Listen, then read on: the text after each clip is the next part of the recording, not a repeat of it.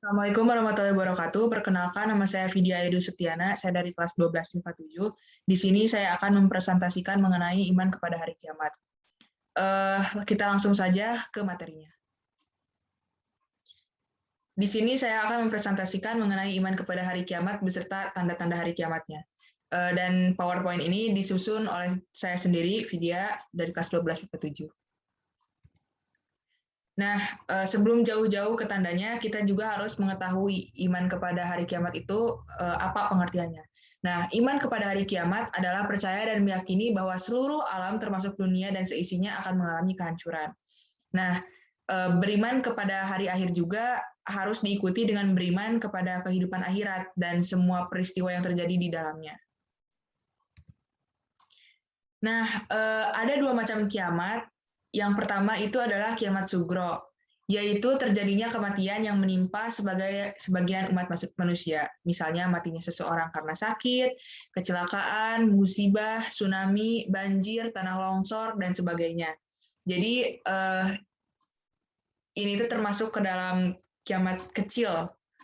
Nah, yang kedua adalah kiamat kubro, yaitu terjadinya kematian dan kehancuran yang menimpa seluruh alam semesta, dunia porak-poranda, rusak, dan hancur, kehidupan manusia akan berganti dengan alam yang baru, yakni alam akhirat. Nah, ini termasuk kiamat besar. Jadi, bencananya itu dapat menghancurkan seluruh peradaban yang ada di muka bumi ini. Nah, lanjut kita ke dalil nakli yang menjelaskan tentang hari kiamat. Di sini saya menuliskan ada 4 dari Al-Quran. Sebetulnya banyak sekali di dalam Al-Quran yang menerangkan mengenai hari kiamat. Tapi di sini saya akan menerangkan dari surat Al-Hajj ayat 7.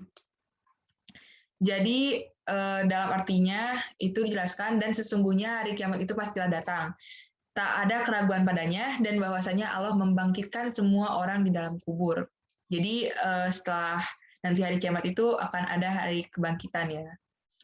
Lalu yang kedua, dalil nakli dari Quran surat Al-Jumar ayat 68, yang artinya, dan ditiuplah sangkakala, maka matilah siapa yang di langit dan di bumi kecuali siapa yang dikehendaki Allah.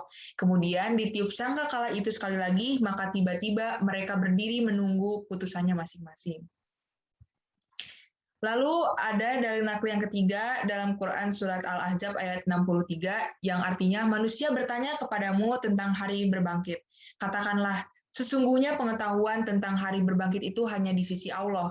Dan tahukah kamu, hai Muhammad, boleh jadi hari berbangkit itu sudah dekat waktunya.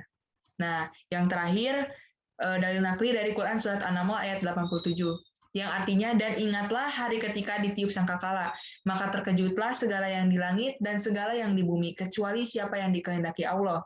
Dan semua mereka datang menghadapnya dan dengan merendahkan diri. Nah, itu sebagian dari dalil nakli yang dijelaskan dalam Al-Quran. Nah, lanjut. Di sini saya menuliskan tanda-tanda hari kiamat. Jadi ini berdasarkan dari Sindonius. Nah, ketika mendengar hari kiamat, kalimat akhir zaman, seharusnya kita semakin bersemangat dalam beribadah dan menjalani hidup. Demikian pesan dari asal Ranah Minang, Ustadz Zulkifli Muhammad Ali saat menyampaikan tausiah di Masjid Nurul Ijah, Tangerang Selatan. Dalam ceramah singkatnya, Ustadz Zulkifli mengungkapkan 10 tanda besar menjelang hari kiamat. Nah, tanda-tandanya adalah sebagai berikut. Yang pertama adalah bumi gelap gulita selama 40 hari 40 malam. 2, munculnya Dajjal, sekitar 2/3 manusia di dunia akan menjadi pengikut Dajjal. Yang ketiga, turunnya Nabi Isa alaihissalam di Damaskus. Yang keempat, munculnya Ya'juj dan Ma'juj. Yang kelima, matahari terbit dari barat, hanya terjadi sekali. Yang keenam adalah dari perut bumi keluar binatang yang dapat berbicara dengan bahasa manusia. Yang ketujuh, akan bertiup angin yang lembut, sejuk, berbau kasturi, semua umat yang beriman akan wafat saat menghirup angin tersebut. Sehingga hari kiamat besar tidak akan disaksikan oleh umat muslim. Yang kedelapan, terjadinya 3 kali gempa bumi besar. Yang kesembilan, gempa bumi besar di semenanjung Arab.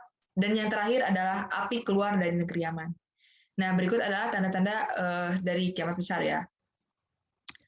Nah, bagaimana cara beriman kepada hari akhir?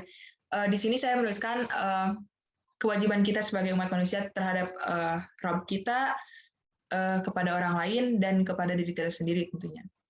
Jadi yang pertama adalah rajin mengerjakan amal soleh seperti membaca Al-Quran, tepat waktu dalam melaksanakan sholat, selalu beriman dan bertakwa kepada Allah dan tidak menyekutukan Allah. Karena menyekutukan Allah ya dosa yang sangat besar. Lalu berbakti kepada kedua orang tua, selalu mendoakan yang terbaik, menjadi anak yang soleh dan jujur, memanfaatkan waktu dengan sebaik-baiknya. Nah, yang terakhir, berbuat baik kepada sesama manusia, tidak menjolimi orang lain, dan baik memanusiakan dan bisa memanusiakan manusia. Bekerja keras sebagai bentuk ibadah kepada Allah juga. Jadi kita maksud di sini saya menuliskan memanusiakan manusia itu tidak menjolimi ya, tidak menjolimi orang lain. Jadi kita harus menyetarakan kesetaraan hak dan kewajiban kita juga. Nah, sekian dari saya. Mohon maaf bila ada kesalahan. Billahi taufiq wal hidayah. Wassalamualaikum warahmatullahi wabarakatuh.